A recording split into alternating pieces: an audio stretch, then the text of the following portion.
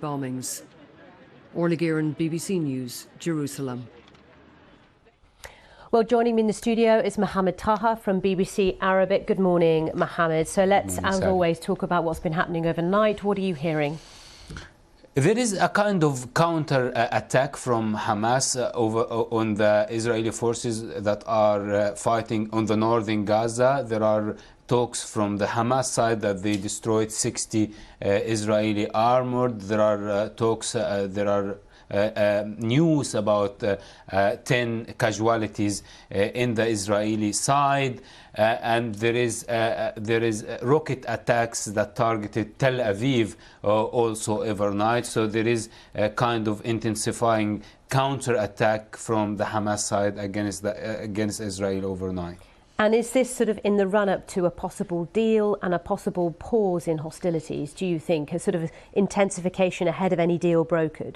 Of course, it looks like Hamas is pushing the Israeli side to accept the deal. I listened to an interview with Izzat al-Rashaq, who is the leader of Hamas, who gave some details about the deal, that this deal could entail a pause in fighting that allows the humanitarian effort to be done, the injured people to be transferred, and the situation around hospitals, which became horrified in the Indonesian hospital in the north and in Al-Shifa, of course, as well, and in the hospitals across the Gaza to be working properly, and the patients to be cared of. And also he said something interesting, that this deal could entail that Hamas would release the women and children that the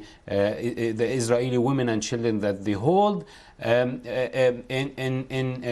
in return that Israel would also release the women and children that they hold. They didn't say any numbers. He said, I don't want to talk about any numbers to give this deal a momentum to happen. And he said that the Qatari side will be announcing this deal if the Israeli side would agree on it. And just talk us through the significance of Qatar being at the centre of this in terms of brokering this deal, and also the International Red Crescent.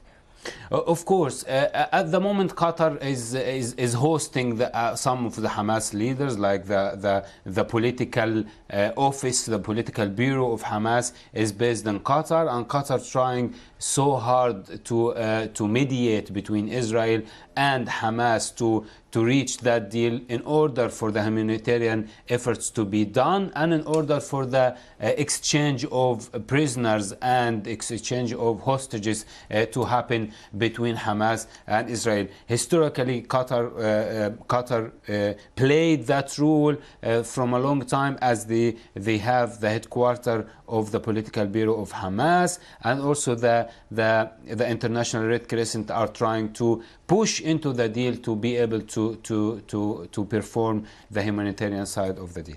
Okay, Mohamed, thank you so much. As always, Mohamed Taha there from BBC Arabic. Let's show you live pictures then of northern Gaza that we're receiving this morning. It's just coming up to 10